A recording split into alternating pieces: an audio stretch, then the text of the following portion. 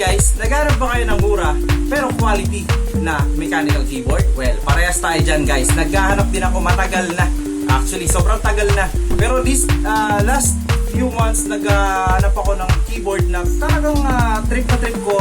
At yung parang ano lang, swak sa panlasa ko. Yeah, kagaya niyan, nag-search ako, naghanap ako ng ganito. At nakakita ko nga itong isang keyboard na to na talagang hindi naman siya ganun kamahalan. Pero parang okay naman siya. Tinignan ko yung reviews niya.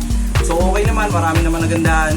At ito na, in-order ko siya sa Shopee noong nakaraan lang. At ito kararating lang niya. Ito yung Aula F2088 model. So guys, samahan nyo ako. I-review natin itong keyboard na to. At tignan natin kung ano talaga, kung okay talaga yung quality niya or kung maganda ba talaga yung kanyang mga features. Samahan niyo ako guys. Sabay-sabay natin discoverin to. Tara guys, let's go!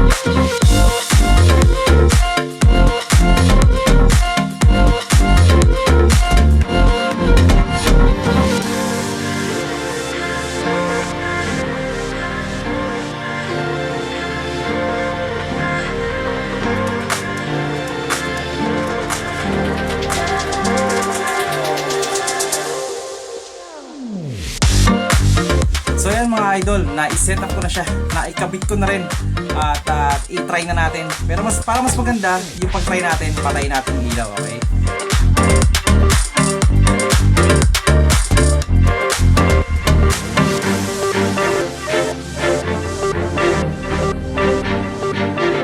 So yun mga idol, so ito na nga, na-set up ko na siya at ang ganda ng booting niya, no? Nakita niyo yung pag-boot niya, yung ilaw ng pag nagbo-boot, napakaganda, di ba? At alam niyo ba tong Aula F2088 yung model niya, meron siyang 22 light pattern. So mga idol, so para mabago niyo yung light na kung gusto niyo on, gusto niyo i-set na ilaw diyan, no? Kung gusto niyo nagbi-blink or nagwi-wave or kung ano man, kung gusto niyo pag pine-press niyo, tsaka lang siya ilaw. Ito yan mga idol. Nandito yung button.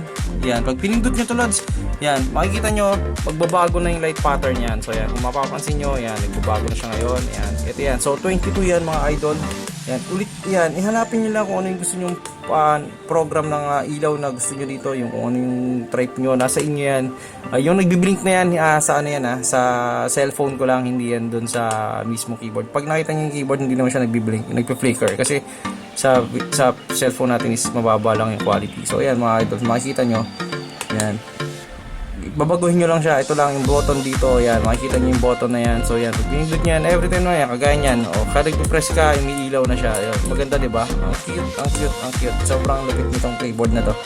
Yan, at ito makikita nyo naman, ayan, yan yung mga keyboard, yan yung mga ilaw na pwede natin, ilaw na nakaprogram dito sa keyboard na pwede natin gamitin, or kung ano yung gusto nyo, trick nyo gamitin, pwede na dito yan guys. Pamili na lang kayo.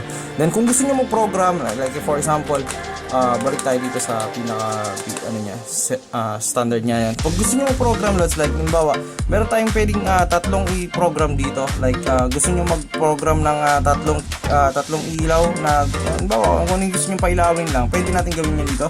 So meron tayong tatlong program dito kung ano yung gusto niyo gawin. Halimbawa, maglalagay tayo sa menu 1. Ayan. So click na natin yung menu 1. Then after ng menu 1 loads, kung gusto mo pindutin dito, then i-highlight mo lang. Ay, teka lang. I-highlight mo muna. I-hold mo pala yan. So, ayan. Pag nagbi-blink na, ayan. Nakita nyo, hinhold ko lang tong M1. Pag hold nyo yan, ayan. I-hold mo yung M1. Magbi-blink yan.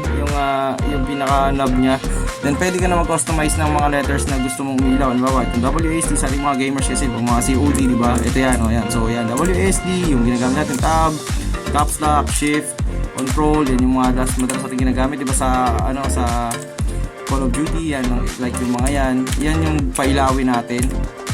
Yan, so yan yung mga pwede nating pailawin, like itong mga arrow, yan.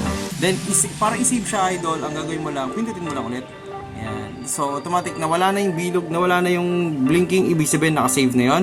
Then kung gusto mo bang mag-customize ng iba, like halimbawa trip mo mag ano ulit ng iba, punta ka sa M2, yan, i-hold mo naman yung M2. Pag nakita nyo nagbi-blink na ulit yan, pwede na kayong gumawa ulit, like halimbawa for example yung puro F1 naman, like kung Counter Strike kayo, yan yung mga usually ginagamit natin, F1 to F5, 1, 2, 3, 4, 5, 6, 7, 8, 9, 10, ay 0 pala, sorry.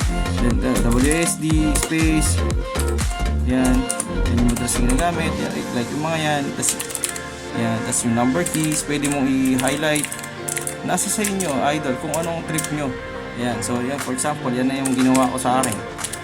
Yan, so yan yung sa akin. For example, naka-minuto na yan. So para ma-save ulit, i-click mo lang ulit yung menu. Yan, minuto, click mo lang ulit, load. So pag tumigil na ulit yung pag-blink niyan, ibig sabihin naka-save na yung ginawa nyo. So meron na akong 1. Ito, pindot yung menu 1. Naka-save na yung menu 1 ko. Ayan, nakita nyo yung highlight natin kanina. So pag pindot natin yung menu 2, ayan, ito naman yung highlight natin nung nakaraan, ay yung bagong update natin. So ganun din pagka nag-update ay nag-ano din tayo dito sa menu 3. Yun din ang gagawin natin. So ito pa additional features niya. Itong knob na to, makikita niyo itong knob na to. Controlled niya yung lakas ng ilaw. Hindi lang yan pinipindot, yan. Kumbaga pag pinipindot niya yan, so yan nalabas yung mga nakaprogram na ilaw. Hindi lang yan ang purpose niyan. Actually, tatlo yung purpose yan. So, pag-control ng ilaw, ito, pag-control ng lakas ng ilaw, yan. Kung control nyo yung lakas ng ilaw, pwede nyo pahinain, pwede nyo palakasin. Depende sa kung anong trip yung lakas ng ilaw, yan. So, yan. Makikita nyo naman to nag-i-indicate na kung full na ba siya. Pag ganyan, ibig sabihin, highest settings na daw yan ng ilaw. Pag binabaan natin, mamamatay yan. Yan. Kita nyo, nag-i-indicate din siya. Ibig sabihin, yun na yung pinaka-lowest naman niya.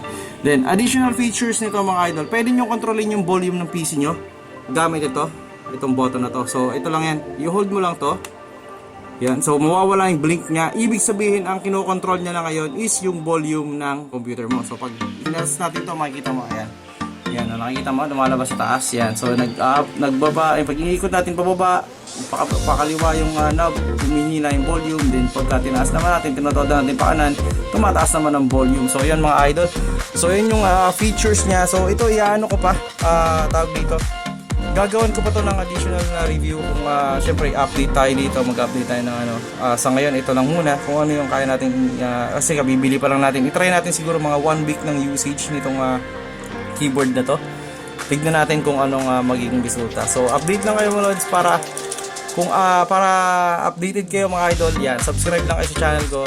Then additional features niya mga idol, ito nakita niyo to. Itong detachable wrist rest na to, wrist rest yata tawag dito, hindi ko sure, pero magnetic siya. So kailangan nyo lang gawin, itapat siya sa ilalim, itulak siya, automatic didikit na siya, nag-i-snap siya ng kusa. Yan, so matatanggal din siya ng kusa, hilahin nyo lang siya, ayan, tatanggal mo siya ng kusa, tapos didikit nyo lang ulit. Yan, so automatic naman siya, nag-i-snap na siya ng kusa, so hindi mo na siya kailangan, hindi kayo mag-worry na mawawala or isang ba nakakabit yan, pero magnetic na siya. So yan, makikita nyo siya, nandito na siya. So makikita nyo yung keyboard ay napakaganda.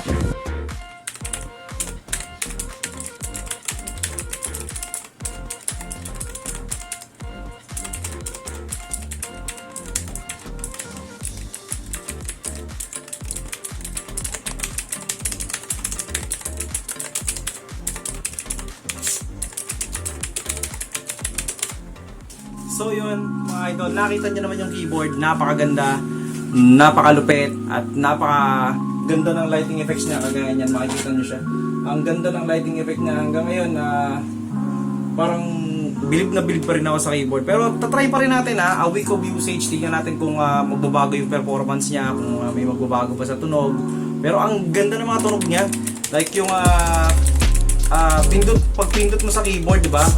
Parang nag-typewriter di ba? Alam mo yung parang hinahanap ko yung typewriting feeling. Parang ang ganda ng tunog niya. Tsaka sobrang parang crisp yung mga buttons niya. So yun. Yun na nga mga adults. Maraming salamat sa pagsama niyo sa akin at sana nandyan pa rin kayo at manood pa rin sa mga susunod na vlogs ko. Yan. Subukan nyo rin. Yung mga naghahanap ng keyboard ng mechanical na mura, ilalagay ko yung link at saka yung description doon sa baba ng description ko rin. Okay, para malaman nyo kung magkano, tsaka yung price niya. Nasa Shopee lang siya. Kung pwede nyo rin i-search, ang pangalan niya lang naman is Aula F 2088 yung model niya. So yan makikita nyo naman, napakaganda, napakalupit. I-try nyo rin. Okay, so yung mga lods, maraming salamat. God bless and